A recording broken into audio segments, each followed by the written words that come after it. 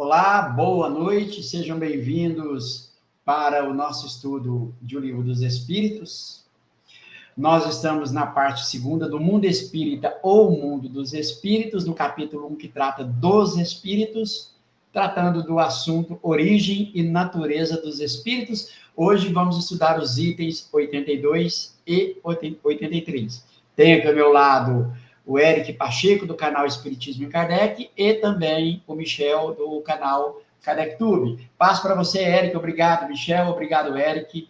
E boa noite para vocês também. Passo para você, Eric. Boa noite. Então, vamos estudar Kardec. Muito obrigado, Lauro, Michel. Vamos estudar. Boa noite, Lauro. Boa noite, Eric. Boa noite a todos. Seguimos com o nosso estudo do Livro dos Espíritos, contando com a participação de todos para que mandem questões, opiniões, tirem dúvidas, que a gente tenha um ótimo estudo. É isso aí, meus amigos. Bom, a gente está praticamente encerrando esse assunto, natureza e origem dos espíritos. Vocês querem fazer algum apanhadão do que já foi tratado ou segue daqui para frente?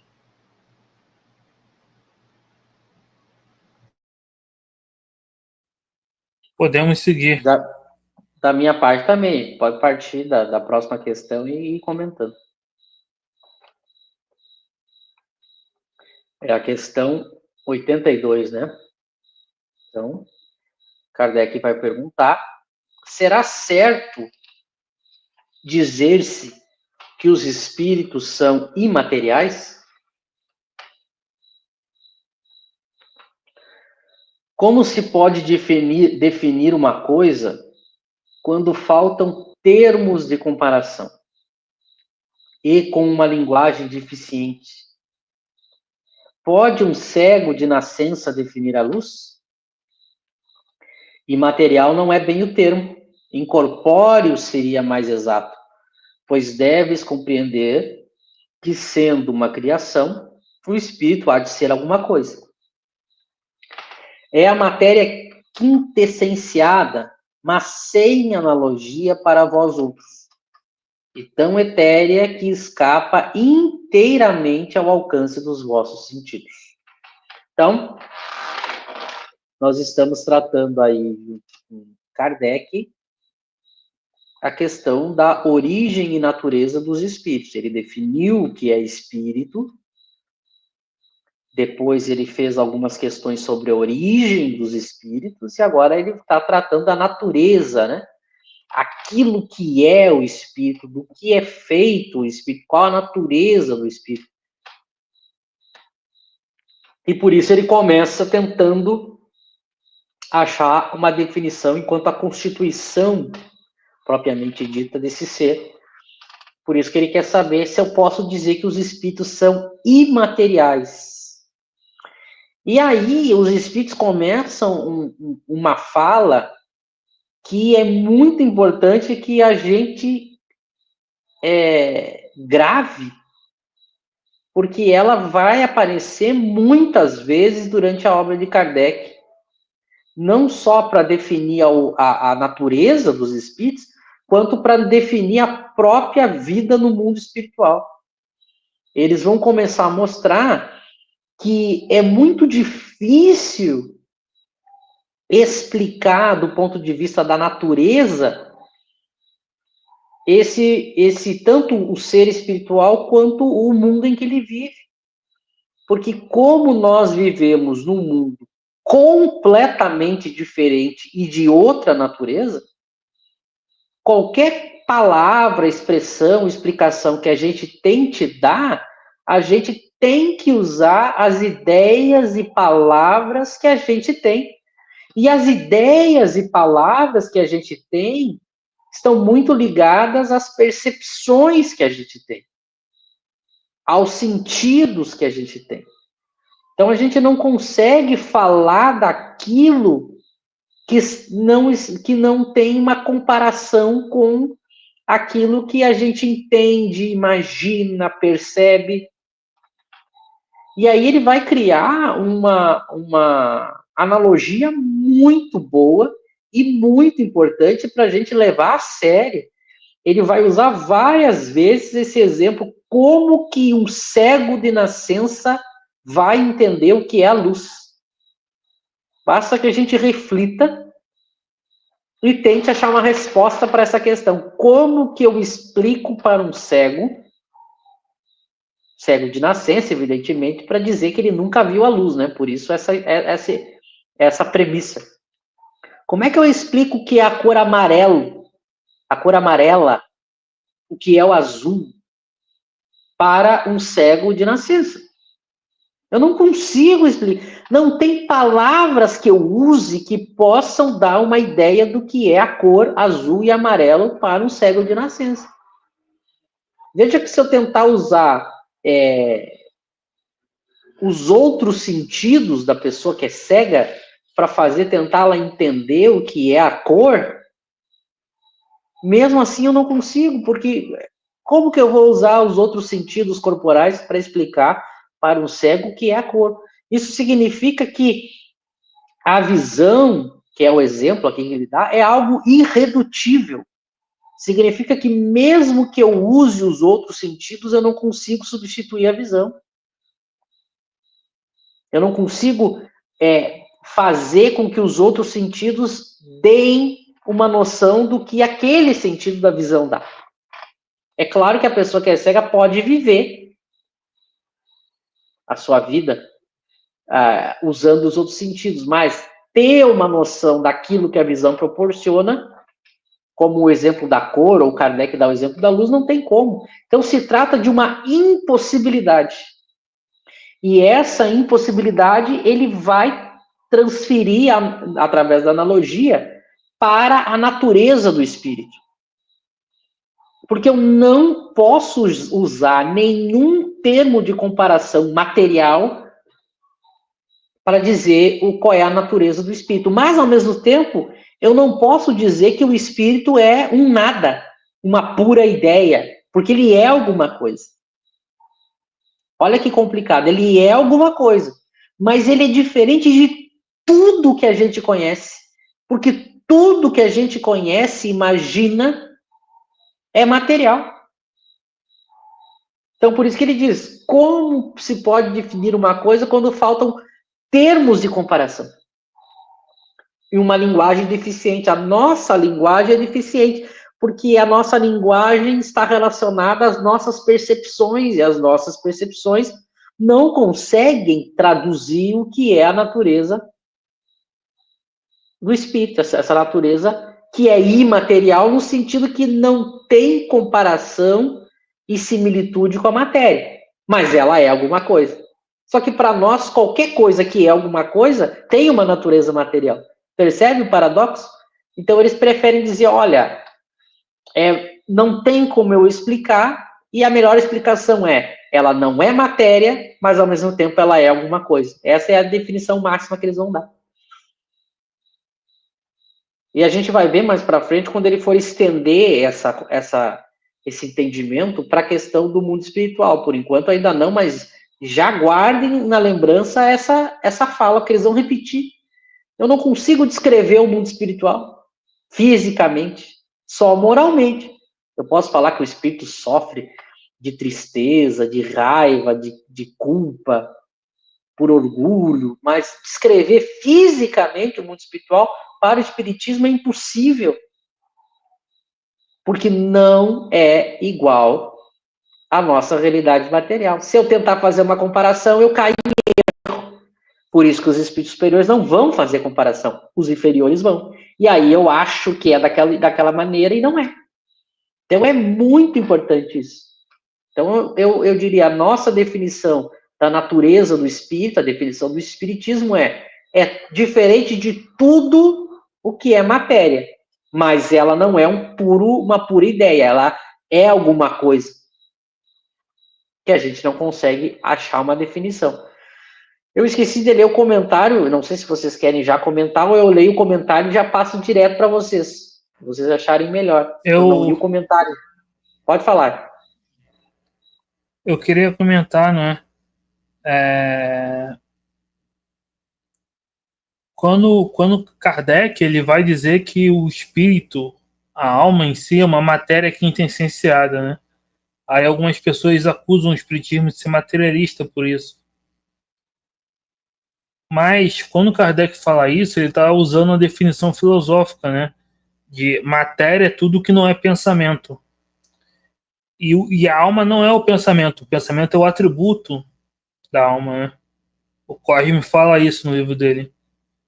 Então,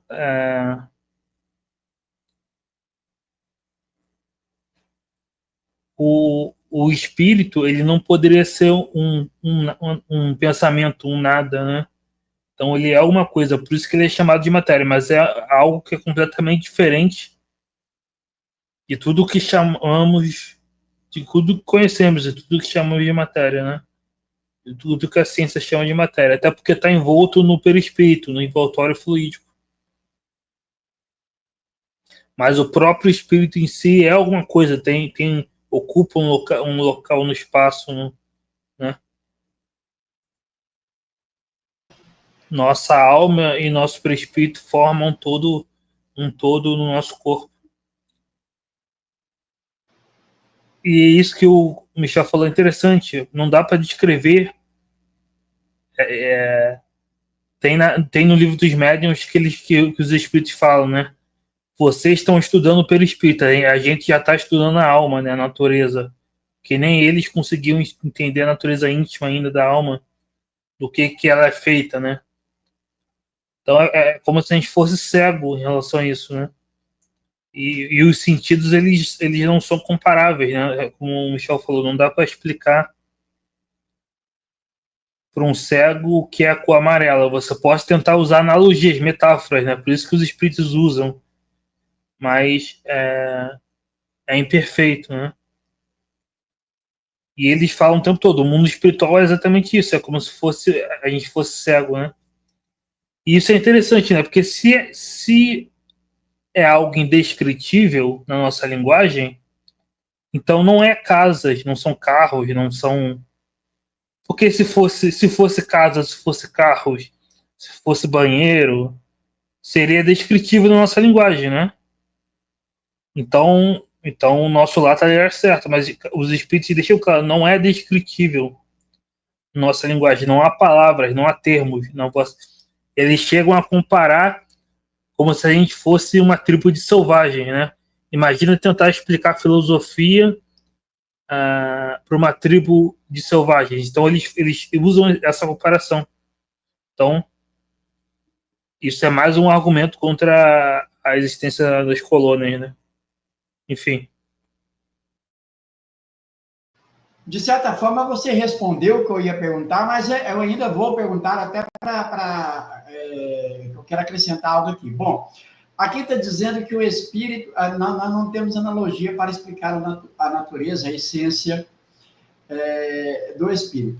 E você disse o bem, a alma, o ser pensante, mas nessa pergunta, nós poderíamos imaginar aqui as duas questões, a alma, o ser pensante, que a gente não explica a natureza, e eu poderia considerar também o envoltório perispírito, que também nós não conhecemos a natureza desse fluido, ou não precisa ir a tanto, só imaginar a alma mesmo, o ser pensante. Tanto a alma quanto o perispírito são alguma coisa, né? Mas exatamente pela alma estar envolta no perispírito que a gente consegue ter uma ideia melhor de que é alguma coisa, de que existe, né? Até porque tem a aparência humana, né? Imagina se você imaginasse que o seu parente desencarnou e ele se transformou numa pura ideia, né? Num sopro. Você não. Agora, se você imagina que seu parente está do seu lado, tem uma aparência humana, embora não tenha órgãos, funções materiais, você consegue imaginar melhor que é alguma coisa, né? Que existe de fato. Beleza. Michel, você quer tratar alguma coisa aí? Mas o perispírito ele vai chamar de matéria. O perispírito é uma matéria fluídica, ou seja, é um tipo de matéria mais sutil que eu desconheço a natureza, mas é matéria.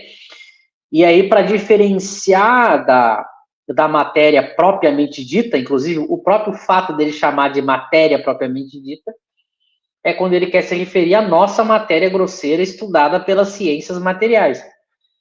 Então, o perispírito, ela tem uma natureza material, que é também desconhecida a sua natureza, mas ela é um tipo de matéria, que Kardec vai usar alguns termos para diferenciar. Por exemplo, ele chama de semimatéria. Por que ele chama de semimatéria em alguns momentos? Para diferenciar da matéria grosseira, para dizer que é uma matéria tão sutil que ela consegue dialogar com esse ser imaterial ou de matéria quintessenciada. Então, ela consegue, de alguma maneira, sofrer a influência do espírito, que é imaterial ou quintessenciado. Lembrando que imaterial e quintessenciado significa completamente diferente de qualquer tipo de matéria. Já o perispírito, não, ele é um tipo de matéria, embora de natureza desconhecida e bem mais sutil do que a matéria propriamente dita. Tanto a natureza do espírito quanto a natureza do perispírito a gente desconhece, mas elas não têm a mesma natureza. São duas naturezas que a gente desconhece, mas são duas. É uma matéria, uma é um tipo de matéria ou uma semimatéria, e a outra é de um termo que aí Kardec escolheu. Ou você chama de imaterial, para justamente mostrar que é radicalmente diferente, enquanto o fluido do perispírito não é radicalmente diferente. Então, é esse o conceito. Por isso que ele vai mostrar que existem... por isso que ele vai dizer que há no homem três coisas, né? Porque é o ser que pensa, o causador dos pensamentos, que é a alma propriamente dita, o perispírito, que é a semimatéria, que dialoga com a matéria grosseira e com o ser pensante. São essas três, esses três partes, né? Agora, claro, ele também vai dizer que isso é filosoficamente, já que essa semimatéria nunca está separada do ser pensante, que é imaterial. A gente só consegue se comunicar uns com os outros e atuar no fluido e atuar no universo, porque há uma semimatéria que nos possibilita aí, inclusive, entrar em comunicação, né? Porque como nós nos comunicamos via fluido, veja, é via fluido. Se não existisse fluido, a gente não conseguiria nem se perceber. Então, por isso que é importante entender a ideia da natureza do espírito, a ideia da natureza do perispírito, embora a gente desconheça a natureza das duas. Mas a gente também sabe que elas são diferentes. E que, de alguma maneira, essa matéria do perispírito consegue interagir com o espírito. Isso é a coisa mais difícil de entender. A gente não sabe como existe um tipo de matéria que entra em contato com o espírito propriamente dito. A gente não sabe. Agora, a gente sabe que o espírito se utiliza dessa semimatéria para atuar em todos os outros tipos de matéria. Por exemplo, como é que a gente encarna no corpo e a gente está usando um corpo agora? Porque nós, que somos o ser pensante, estamos, através da nossa semimatéria, ou perispírito, atuando no corpo. Da mesma maneira, o corpo, quando a gente está no corpo, a gente recebe as impressões de fora através dos órgãos do corpo, que através do sistema nervoso e do perispírito chegam até o ser pensante. Então, isso é importante a gente ter essas diferenças que são mínimas, mas que são importantes da gente entender. Muito bom, isso, né, condiz com aquilo que o Cosme Marci disse, que um dia, né, a nossa ciência, com certeza, vai conseguir identificar, conhecer, né, esse fluido, a ciência humana, né? Enquanto que a essência da alma, essa realmente é da alçada do espiritismo, porque, né, se é de tudo aquilo que difere de matéria que nós podemos entender, logo não compete à nossa ciência, né, tentar investigar. Essa ideia, ela faz sentido, Eric? Exatamente, né? A ciência, Lamennais fala no livro dos médios que a ciência um dia vai chegar no perispírito, né? Mas na alma, realmente não. Pelo menos a ciência no sentido que a gente usa, né? De estudo da matéria. Agora, é realmente isso, né? O perispírito, ele é uma matéria mais sutil, mas ele ainda tem semelhanças com a nossa matéria grosseira. Agora, a alma em si, ela é radicalmente diferente, né? Outra coisa, outra substância, né?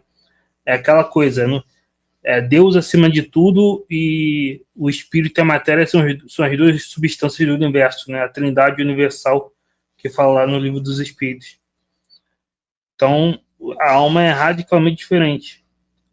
Então, são duas coisas que estão sempre juntas, a alma e o perispírito, mas que são diferentes, né? A gente pode separar filosoficamente, mas estão sempre juntos, né? E isso é uma resposta que o espiritismo pode dar, até o Cosme fala disso no livro dele, ao problema mente-corpo, né? Porque desde a filosofia de Descartes, você tem esse problema. O que ele... Descartes propôs o dualismo, né? Tem a alma e tem o corpo que são radicalmente diferentes, mas o que liga, né? Aí o espiritismo traz a ideia do perispírito, que seria uma matéria, algo intermediário, né? Seria semimaterial, mas para responder completamente, a gente teria que entender a natureza íntima do perispírito, né? E da alma, o que a gente ainda não entende, né? Beleza. Vamos para o comentário, Michel? Você quer comentar comentário de Kardec? Você quer comentar algo mais? Não, vamos ler o comentário, daí eu completo com mais um comentário. Então, Kardec, comentando a resposta da 82, diz: dizemos que os espíritos são imateriais porque sua essência difere de tudo o que conhecemos sob o nome de matéria. Um povo de cegos careceria de termos para exprimir a luz e seus efeitos. O cego de nascença se julga capaz de todas as percepções pelo ouvido, pelo olfato, pelo paladar e pelo tato. Não compreende as ideias que só lhe poderiam ser dadas pelo sentido que lhe falta. Nós outros somos verdadeiros cegos com relação à essência dos seres sobre-humanos. Não os podemos definir senão por meio de comparações sempre imperfeitas ou por um esforço da imaginação. Então, veja, ele justifica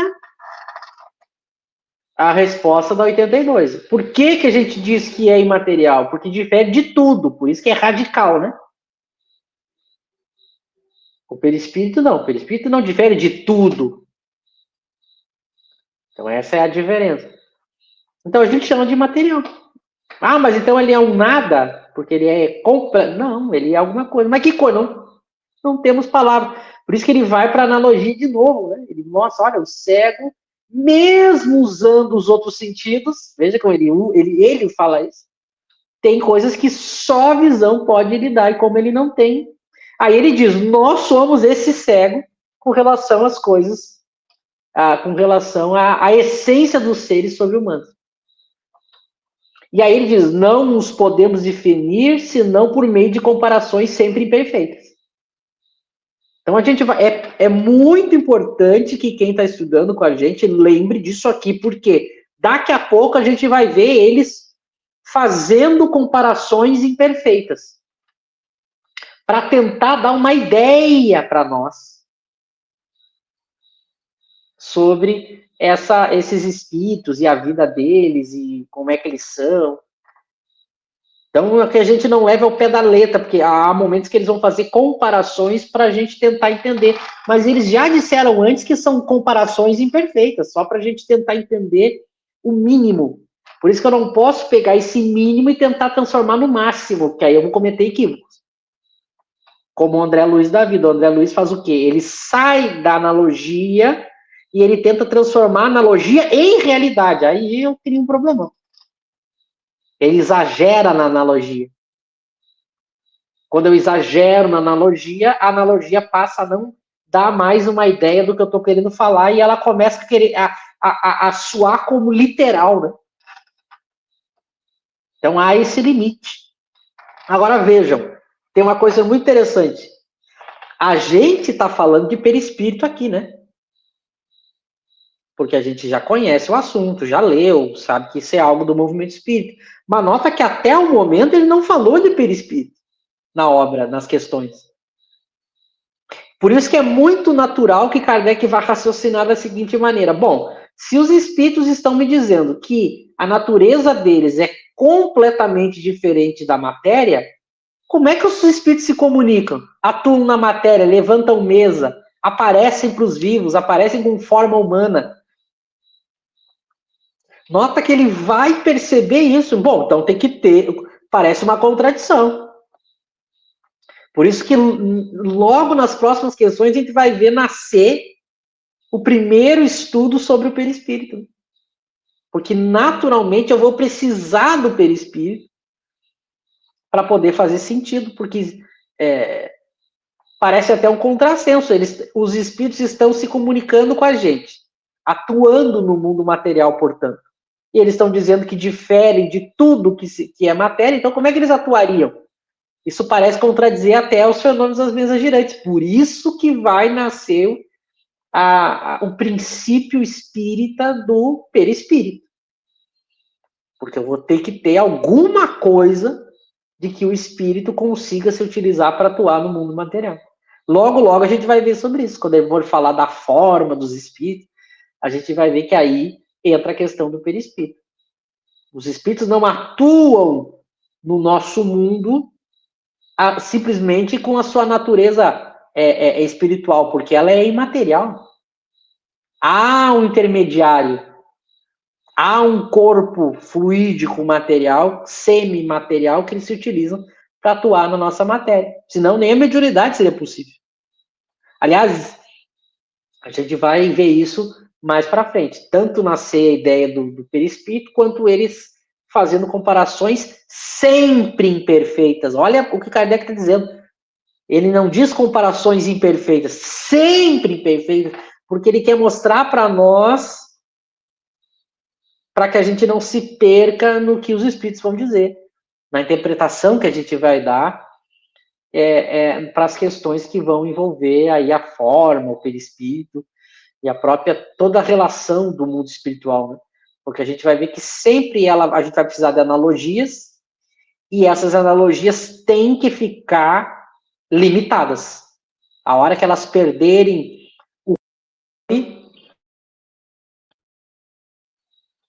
a hora eu caio no André Luiz, que é alguém que fala sem nenhum compromisso com algum critério racional. É alguém que simplesmente fica falando, transformando a analogia em algo literal, e bom, agora eu já não sei mais o que é real e o que não é, né? Então, por isso que eu digo que é muito importante gravar essas frases que estão nas questões, porque as pessoas esquecem facilmente. Muitas das grandes discussões do movimento espírita se dão porque as pessoas esquecem frases essenciais que Kardec dá na sua obra. E aí as pessoas não aplicam o que ele já explicou e começam a cair em contradição.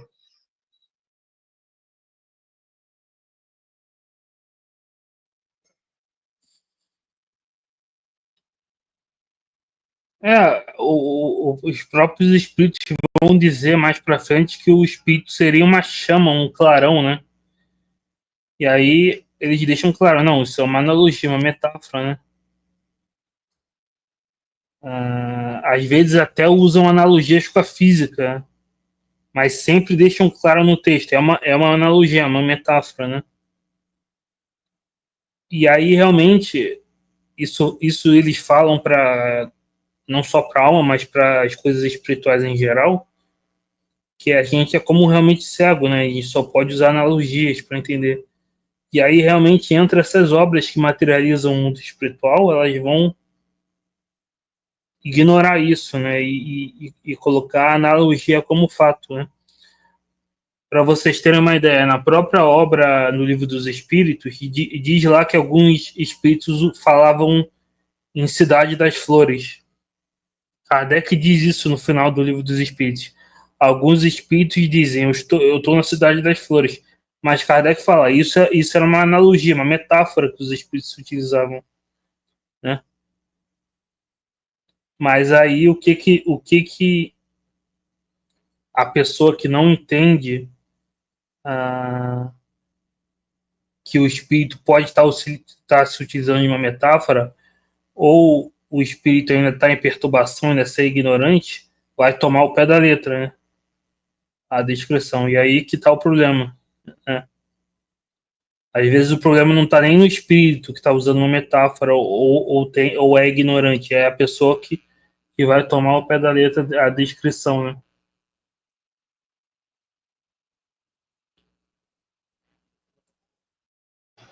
É a questão de usar aquilo que deveria ser uma analogia, uma comparação imperfeita, como os próprios espíritos vão dizer, o Kardec comenta, a gente leva isso para o lado, né, assim, quase que é uma semelhança. Uma semelhança. Olha, a Terra é uma cópia imperfeita do mundo espiritual. Aí já leva isso como lá, casas belas, tudo belo, tudo, né? Aquela coisa toda. Bom, o Cláudio faz um comentário, eu achei interessante trazer esse comentário, porque realmente estudos sobre esse assunto, eles são muito superficiais, né? Então ele vai dizer, olha, a explicação que vocês estão nos dando é sensacional, mas se não for um estudioso, terá dificuldades em entender. Aí ele nos parabeniza vocês aí, pessoal. Bom, Michel, quer comentar algo mais aí, Eric? Não, da minha parte, a gente pode ir para 83, ou se tiver comentários, questões, mas se o Eric quiser colocar mais algum ponto. Não, talvez só dizer que o espiritismo é simples, né? Não precisa ser um estudioso no sentido assim de uma formação ou o que é muito difícil de entender. Eu acho Kardec bastante simples, né? O que complicou foi o movimento, porque a gente precisa estar o tempo todo desconstruindo o que o movimento criou para explicar Kardec, né? Eric, pessoal, bom, eu participei de estudo em casas espíritas, como acredito que vocês e o pessoal do chat aí também já participaram e participam.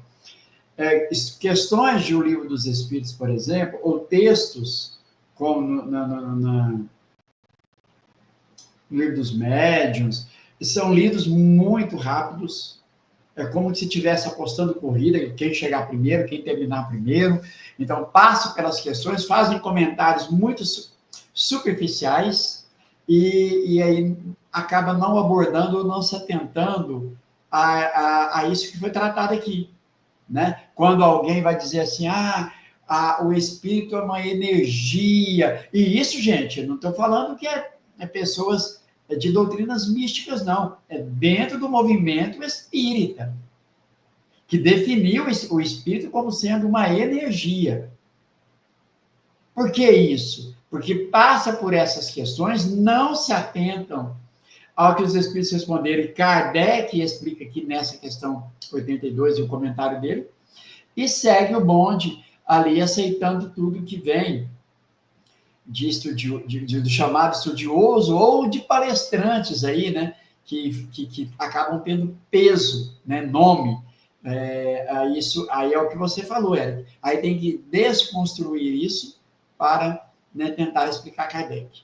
Mas querem fazer algum comentário sobre o que eu falei aqui, gente?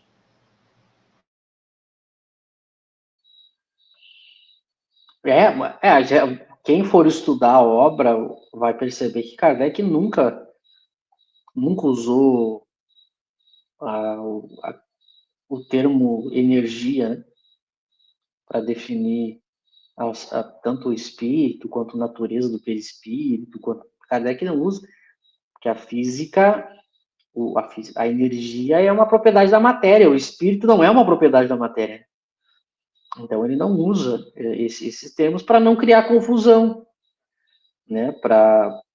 Ele não se apropria de conceitos muito bem estabelecidos em outras ciências, que é para não criar confusão. Ele tenta criar um linguajar próprio, mas também simples, o mais simples possível. Em alguns momentos ele faz analogias, mas ele sempre, a gente vai ver, sempre quando ele faz analogia, ele faz um adendo, né, dizendo que é uma analogia. Então ele era muito cuidadoso na forma. Eu concordo em absoluto, como o Eric falou, Kardec é muito simples, difíceis são os outros. Difíceis são os outros. A polêmica existe porque os outros vieram depois para complicar. Se a gente só tivesse ficado com Kardec, não tinha polêmica, confusão. Como agora a gente tem que entrar no lamaçal que esses espíritos e o movimento espírita criou, a gente tem que mexer no esgoto. Imagina uma casa limpinha, né? Já que a gente está falando em analogias, eu vou criar uma aqui. Vamos imaginar uma casa limpa, bonita, reformada, construída, seja o que for. E daqui a pouco alguém estoura a rede, o encanamento, o esgoto, né? Essa casa que era linda, agora até eu consertar esse problema do esgoto, o problemão que vai ser, né? A sujeira, o cheiro. O movimento espírita é meio isso, né? A gente tinha uma coisa bela, muito bem feita, e aí vieram espíritos dessa tubulação inferior aí trazer todo esse problema. Agora, quando a gente tem que falar disso, porque não dá para não falar. Algumas coisas dá para ignorar, mas outras não dá porque a grande maioria das pessoas estão acreditando, falando e se baseando nisso. Então a gente tem que mexer no esgoto. E quantas são as pessoas que têm a coragem de fazer isso? Mas a gente é obrigado. A gente tem que ficar sempre estudando Kardec e puxando pontos do movimento espírita para desconstruir. Infelizmente. Se fosse... não precisava ser assim, né? Mas agora isso aconteceu. Eu acho que eu não vejo como a gente não, em diversos momentos, fazer isso. Sempre falar de Kardec. Tem pessoas, às vezes, que me sugerem que eu só fale em Kardec. Mas eu penso até o momento, pode ser que um dia eu mude de opinião, mas eu penso até o momento que não tem como. Eu tenho que falar em Kardec e, ao mesmo tempo, tenho que mexer no esgoto do movimento espírita. Talvez até, eu tô pensando alto com todo mundo, né? Talvez até porque a gente ajudou no passado a fazer essa sujeira, né? Isso é uma coisa que eu penso muito. Por que a gente tá tão envolvido com isso? Porque a gente fez, né? Aí a gente tem que reencarnar de novo, comprometido agora em reparar o que a gente mesmo ajudou a espalhar. Eu já recebi algumas comunicações de alguns médiuns no Brasil dizendo isso, não sei se são verdadeiras, né?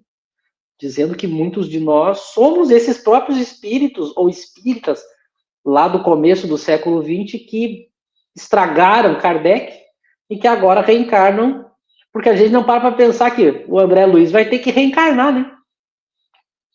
O Emmanuel vai ter que reencarnar, né? E todos os outros, né? Porque eles foram, digamos, os líderes. Mas o que deu sustentação para tudo isso ajudou a espalhar tanta coisa errada que agora a gente tem que ficar reconstruindo, né?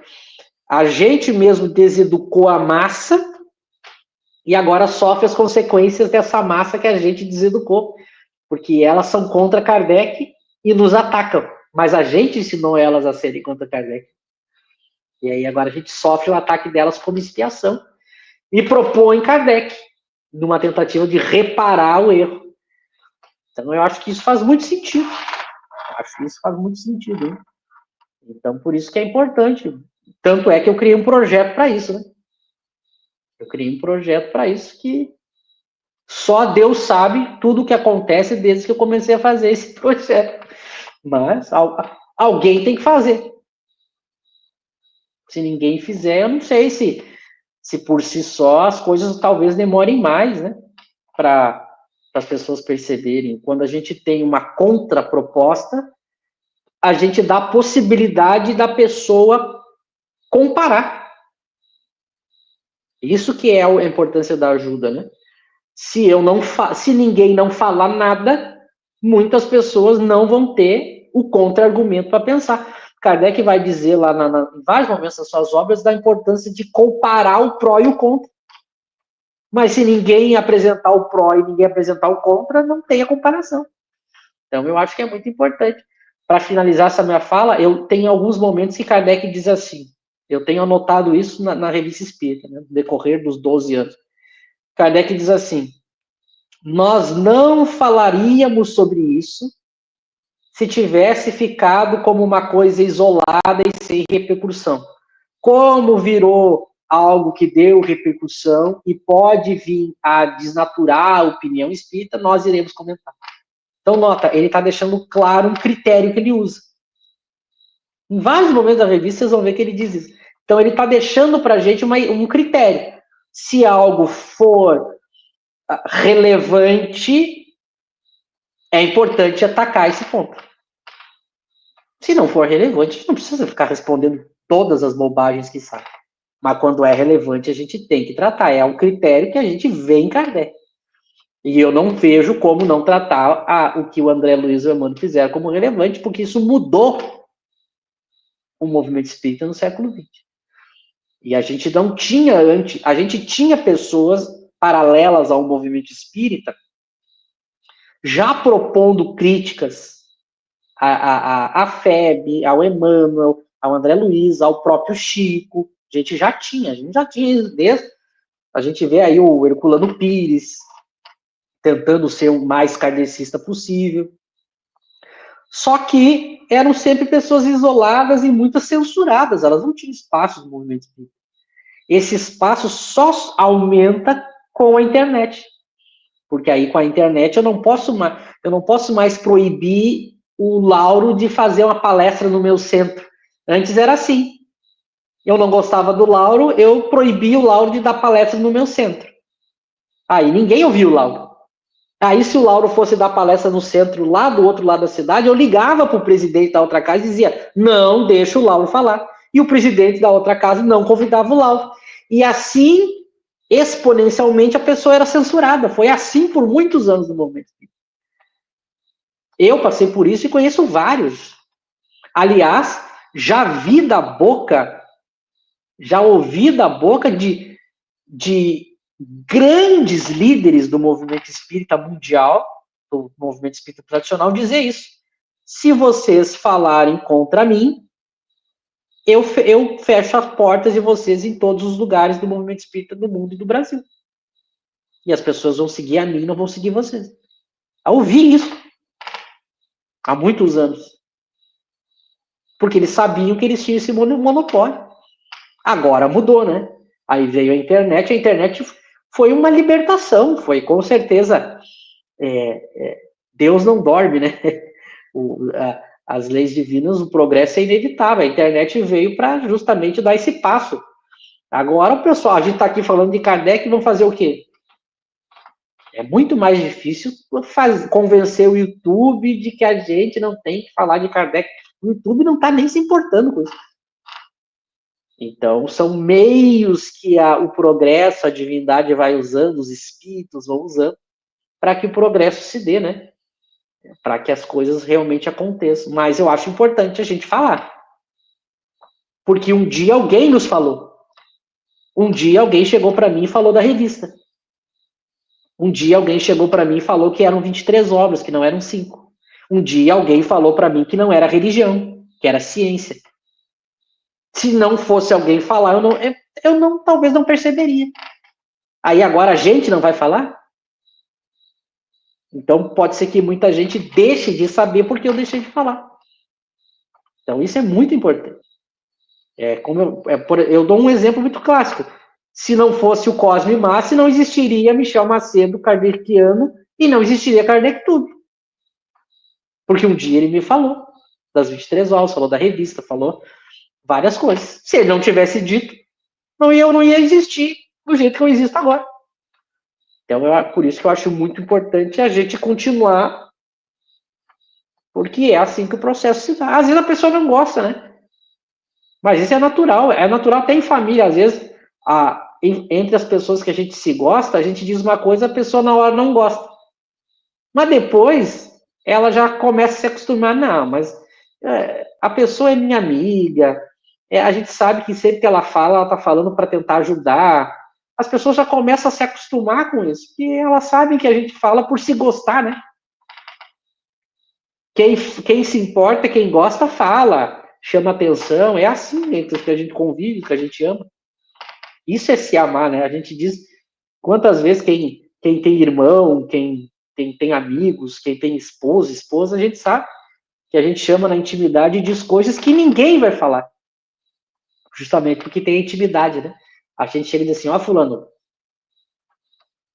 Aí a gente fala uma coisa que a pessoa, na hora ela fica assim, meu Deus, aí depois a pessoa entende, o amor aumenta. Eu acho que o caminho é esse, né?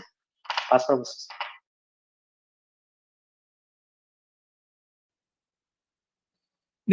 É verdade.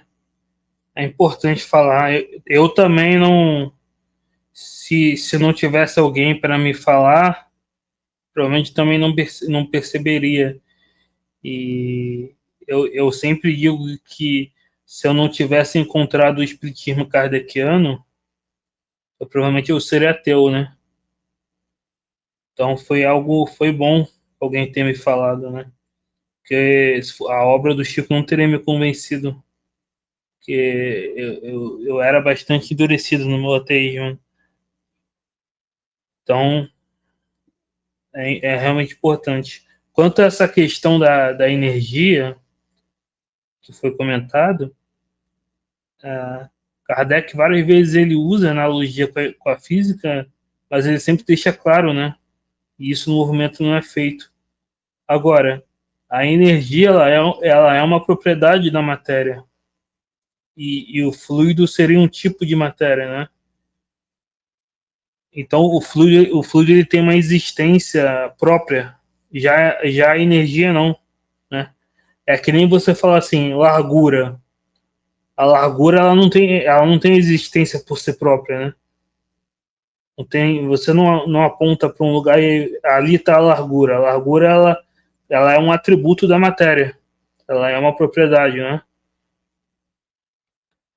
Então não faz sentido você confundir fluido com energia, porque ah, na verdade, a energia ela é mais uma propriedade matemática do que realmente alguma coisa que exista ah, independente da matéria, né? Isso vários físicos explicam aí, o Cosme, o Alexandre Fonseca, alguns físicos espíritos explicam, né? Enfim, mas a pessoa tem um apego ao termo, e é um termo que causa muito mais confusão do que, mesmo que você esteja usando como analogia, né? Usando em outro sentido, a pessoa pode falar, não estou usando energia em outro sentido, mas vai causar muito mais confusão do que simplesmente usar fluido, né? Então, para que você vai usar energia? Enfim, mas se é uma ciência, tem que ter clareza nos termos, nas falas. Né? Simplificar, né, Érica? Uma vez que está, já que está nas obras de Kardec. Então, simplificado, claro. Por que dificultar, criar barreiras? Você tem que ficar explicando aquilo que você não consegue? Eu quero aqui, né, rapidão, lembrar aquele videozinho, né, da Anete lá, que vai tentar explicar umbral. Ela está querendo justificar aquilo que é injustificável. querendo colocar na boca de André Luiz o que ele não disse. O que André Luiz disse é que há um lugar onde o espírito ele vai expurgar. A um determinado lugar. E a Nancy, não, umbral é uma passagem. Ela tentou salvar o André Luiz, coisa que, por quem lê o próprio André Luiz, ele se condena. Então, vejam que, em vez de simplificar, não existe umbral, pessoal. Pronto. Não existe lugar circunscrito no mundo espiritual. Pronto. Segundo Kardec, né? Eric. Não, inclusive, quando Kardec, por exemplo, muitas vezes Kardec, ele tenta partir do conhecido para o desconhecido. Então, ele não diz assim, não existe anjo, não existe demônio. Ele diz, não existe no sentido que a Igreja Católica atribui, né? Mas ele de fato, ele nega, né? Ele fala, não existe demônio no sentido que a Igreja Católica atribui. Se você quisesse falar assim, você pode dizer que existe umbral num sentido metafórico, simbólico, que representaria o sofrimento dos espíritos, mas aí você teria que deixar claro, o umbral, como descrito por André Luiz, não existe. Né? Mas perceba, quando você tenta fazer isso, você mais... nas tentativas que eu vi das pessoas fazerem isso, a pessoa sai mais confusa do que se você falar, não existe. Mais complicado. Então, complica mais do que ajuda realmente na compreensão. A pessoa ainda continua entendendo que existe um local, né? Então, não funciona, não é pedagógico. Né? Exatamente. Bom, Michel, eu vou deixar você comentar, porque para outra questão, ela é um pouquinho mais longa, né? Ou vocês querem avançar um pouco mais e fechar esse assunto? Eu acho que não, porque senão a gente tem que acelerar a questão. Mas isso que vocês comentaram agora é muito importante. Há muitas pessoas que querem salvar a obra do André Luiz, porque elas já perceberam. Isso é curioso, o próprio fato da pessoa tentar salvar a obra é porque ela já percebeu que tem problema. Então, elas tentam usar a habilidade comunicativa dela para meio que desdizer o que o André Luiz disse para tentar salvar o André Luiz. E aí é muito curioso, eu já vi várias pessoas fazendo isso, esse comportamento da pessoa. Primeiro que ela está acusando. Ela está acusando ao fazer isso que tem um problema. Aliás, o próprio filme, os filmes fizeram isso. Os filmes, ao tentar mudar o que a obra colocava, elas mesmas confessam que tem um problema ali, né? Mas aí, ao tentar salvar, elas acabam aí gerando uma confusão, porque a pessoa fica, afinal de contas, tem ou não tem? Mas se não tem, como é que agora eu uso a mesma palavra para uma coisa que antes tinha? E aí eu gero uma confusão, sendo que, como vocês falaram, é muito mais simples dizer, olha, ele exagerou aqui. Não dá mais, nessa altura do campeonato, para eu tentar reeditar a palavra umbral e adaptar ela a um conceito kardeciano, porque agora a pessoa já vai trazer junto o André Luiz. Então é mais fácil dizer, olha, por exemplo, esse vídeo, a NET, né, o nome dela, ela tenta criar uma analogia para desdizer o que o André Luiz falou, só que a própria analogia dela tem problemas, porque ela diz assim, tem umbral, e umbral é aquele espaço da porta, mas não é um lugar. Só que o umbral, o espaço da porta é um lugar. O umbral, o espaço da porta é um lugar. Aonde que fica o umbral? Quando eu estou me referindo à porta, exatamente aonde está a porta, é um lugar. Se eu ficar parado ali, eu estou no umbral, é um lugar. Então ela tentou criar uma analogia nova, mas a própria analogia dela tem contradições, porque a passagem, como eles tentam usar, é justamente passagem, eu não fico. Não é um lugar. Então, é muito curioso, porque toda vez que eu tento salvar uma mentira, eu tenho que construir uma outra mentira, que para eu manter essa mentira nova eu tenho que construir uma outra mentira, que aí eu tenho que construir uma outra mentira. É a vida do mentiroso, é assim. Porque eu tenho sempre que estar criando uma história nova para manter. Esse é o problema. E aqui mentira no sentido teórico mesmo, filosófico, científico, não é simplesmente de alguém que quis enganar, mas toda vez que eu faço uma afirmação, aliás, é muito parecido com o materialismo, né? O materialismo, ele tem essa falha. Ele diz uma coisa, e aí começam a surgir diversos problemas nessa afirmativa. Aí ele cria um outro problema para justificar esse problema que tinha aqui, que começa também a sofrer vários problemas, daí ele cria um outro problema, e assim ele fica, para cada fenômeno novo, para cada problema novo, ele tem que modificar a teoria dele, ou criar todo um malabarismo teórico para poder justificar, sendo que a verdade é simples. Eu digo que Kardec, com uma pequena linha de raciocínio, como ele faz na introdução da obra, uma pequena linha de raciocínio, ele explica todo o conjunto de fenômenos e resume toda a doutrina espírita, com meia dúzia de leis e explicações. Toda a lógica espírita está estabelecida. É impressionante como ele, com pequenas colocações, ele explica o todo. Ele não precisa ficar toda hora. E mesmo quando ele faz alguma adaptação, porque ele se depara com um fenômeno novo, são adaptações superficiais, né? Ele não precisa mexer na estrutura do prédio. Por exemplo, quando ele vai colocar a possessão, quando ele vai colocar a ideia da possessão na teoria espírita, essa modificação que ele faz, ela é superficial, porque ele diz o seguinte: nós não vamos admitir a ideia da possessão por dois motivos. Uma, porque dá a ideia de seres criados maus, aquela coisa, a ideia do demônio. E outra, porque não faz sentido pensar um espírito coabitando o mesmo corpo. Quando ele vai admitir a possessão, ele só faz um pequeno ajuste nesse conceito.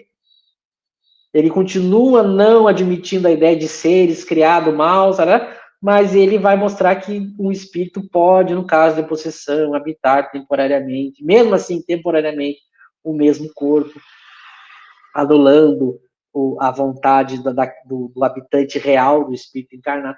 Ele fez uma pequena... Ele não precisa destruir todas as leis anteriores para colocar a possessão, não.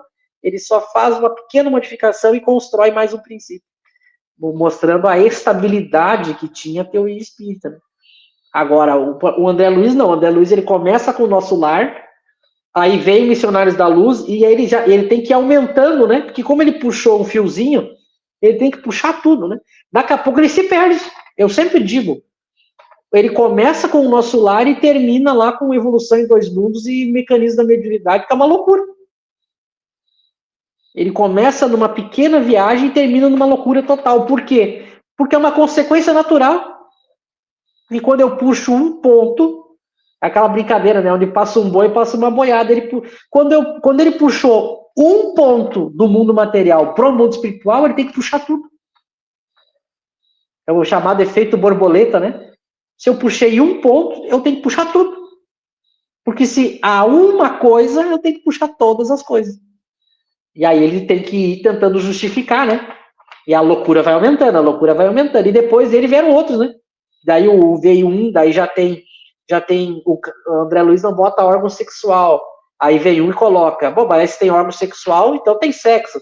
Bom, se tem sexo, tem reprodução, tem gestação, e aí vai indo, e a coisa vai aumentando. Daqui a pouco eu perdi o controle e eu já não sei mais como é que eu separo o que é real do que não é real.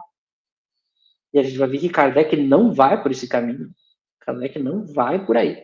Ele vai sempre com o pé no freio. Sempre. Tanto que a gente viu hoje na questão 82, ele está botando o pé no freio, né?